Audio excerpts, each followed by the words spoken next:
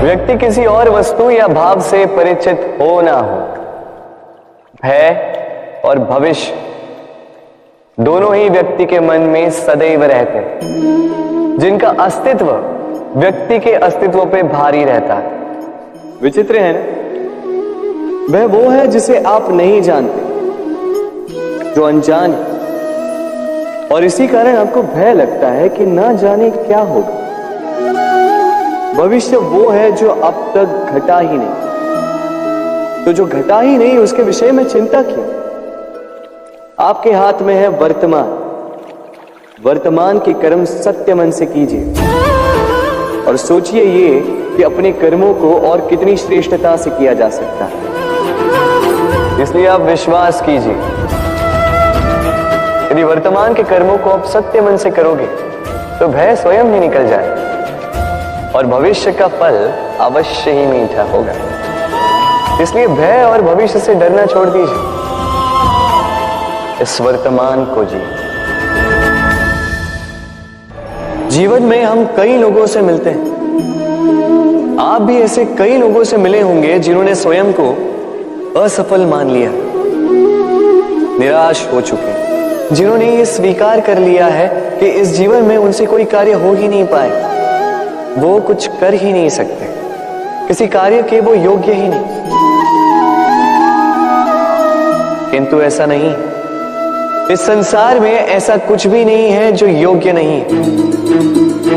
कोई ऐसा अक्षर नहीं है जो किसी मंत्र का भाग ना, कोई ऐसी जड़ी बूटी नहीं है जो औषधि ना, कोई ऐसा विष नहीं है जो समय आने पर अमृत ना बन जाए। और इसी प्रकार कोई व्यक्ति अयोग्य नहीं होता, उसे अयोग्य बनाती है उसकी सोच।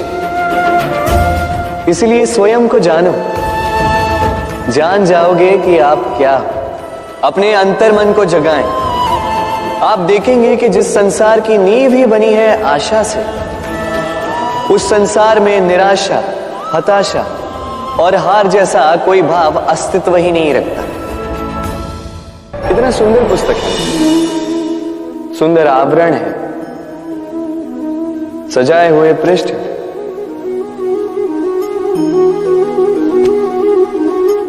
किंतु क्या ये सत्य में अद्भुत पुस्तक कहलाने की पात्र है? क्या इसमें जो लिखा है वो सत्य है, प्रेरणादायी है, हमारे लिए मूल्यवान है? कैसे निश्चय लिया जाए इस बात का? अब आप सोचेंगे कि सीधी सी बात है, आवरण को देख के पुस्तक की गुणवत्ता कैसे जानी जा सकती? इसके लिए तो आपको उसे पढ़ना होगा, उसे समझना होगा, समय देना होगा, है ना? बिल्कुल उचित सोच रहे हैं आप। बस आश्चर्य की बात यह है कि पुस्तक के विषय में आप ये सारी बातें जानते हैं, किंतु किसी व्यक्ति के विषय में आप ये सारी बातें मन में नहीं लाते। व्यक्ति का मूल्यांकन भी उसके वस्त्रों से, उसके शारीरिक रूप से या उसकी सुंदरता से नहीं किया जा सकता। उसके लिए आपको उस व्यक्ति को पढ़ना होगा, उसे समझना होगा, उसे समय देना होगा। पर हम क्या करते हैं?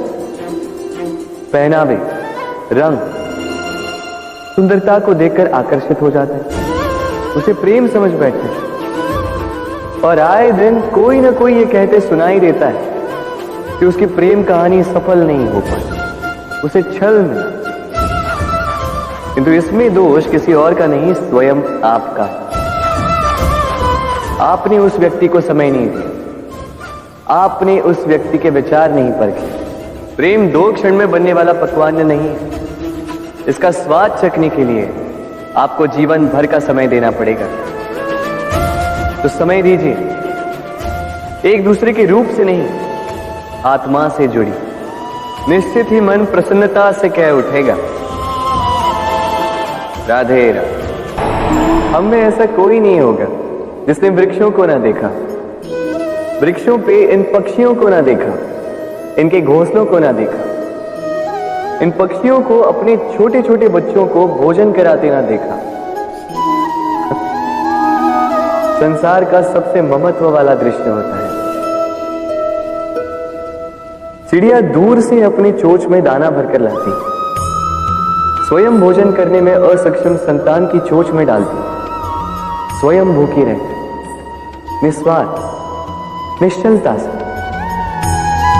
और जब संतान के पंख निकल आते हैं, वो उसे उड़ना सिखाती और उसके पश्चात उसे स्वतंत्र कर देती है अपना जीवन जीने के, इस आकाश में उड़ान भरने के। और हम मनुष्य क्या करते हैं? जिस संतान को हम पंछी की भांति पालते हैं, उसके पंख निकलते ही हम उसे बांध देते हैं, ये सोच के कि कहीं वो दूर उड़कर न चली जाए। ऐसा नहीं कि इस स्थिति में माता पिता को संतान से प्रेम नहीं है, अवश्य है, किंतु इसमें प्रेम पर मोह भारी पड़ जाता है, जो स्वयं अपने और संतान के भविष्य के बीच में बाधा बन जाता है। हम ये भूल जाते हैं कि हम केवल जन्मदाता हैं, भाग्य विधाता नहीं। तो जब प्रेम में मोह आ जाए तो वो प्रेम नहीं, स्वार्थ बन जाता है। इसलिए प्रेम को पास रखिए और मोह को दूर, क्योंकि जिससे प्रेम करते हैं उसका विकास नहीं रोका करते। प्रेम संसार का सबसे पवित्र बंधन है, पर सच पूछो तो ये बंधन से मुक्ति है, स्वतंत्रता है।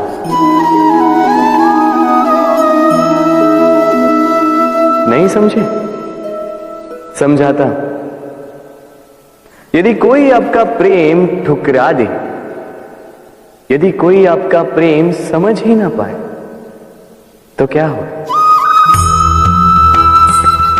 कुछ उदास हो जाएंगे, कुछ छल करके प्रेम पाना चाहेंगे, तो कुछ बलपूर्वक प्रेम पर अधिकार करना चाहेंगे।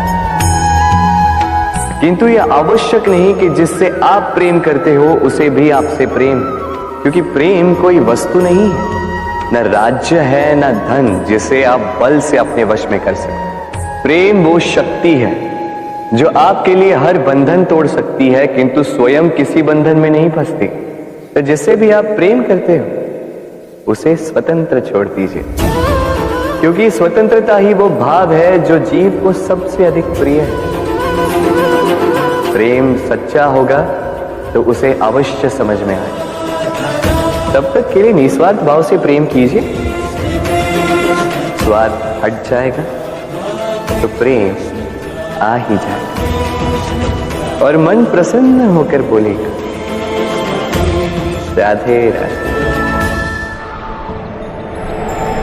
जब भी प्रेम की बात आती है, हम सबसे पहले मन में एक नायक और एक नायिका का चित्रण कर लेते हैं। क्यों?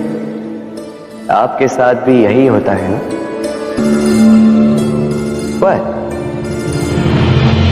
क्या प्रेम केवल नायक नायिका के आकर्षण का बंधन है?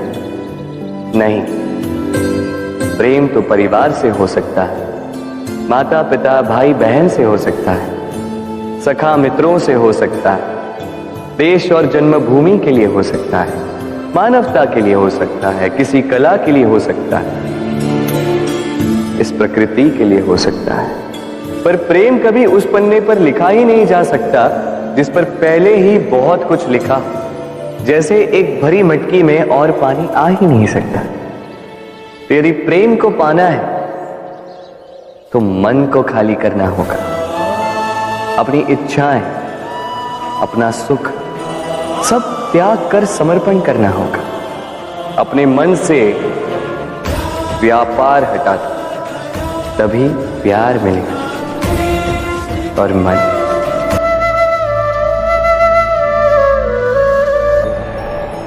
मनुष्य की एक विशेष प्रवृत्ति होती है, वो कभी स्वयं से संतुष्ट नहीं रहता, कभी स्वयं से प्रसन्न नहीं रहता। जो है उससे अधिक पाना चाहता, जो पा लिया उससे आगे बढ़ना चाहता, अपने जीवन में बदलाव परिवर्तन लाना चाहता।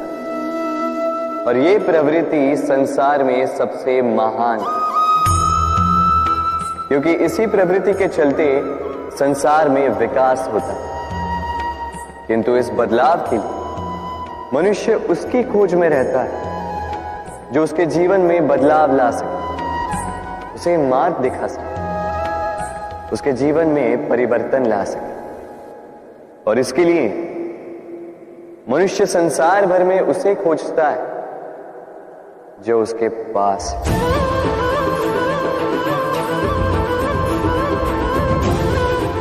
बताइए कौन? यदि कोई आपका जीवन बदल सकता है तो दर्पण देखिए। वो आप स्वयं हैं जो आपका जीवन बदल सकते हैं। वो आप स्वयं हैं जो स्वयं को मार्ग दिखा सकते हैं, जीवन में बदलाव ला सकते हैं, परिवर्तन ला सकते हैं। इसलिए पहचानिए अपनी भीतर की शक्ति को और विश्वास कीजिए कि इस संसार में आपसे अधिक शक्तिशाली और कोई नहीं। जीवन बदल जाएगा, और अंधविश्वास का नहीं, आत्मविश्वास का हाथ थामिए। आपकी समस्याएं स्वतः दूर हो जाएंगी। तो प्रेम से बोल, राधे राधे।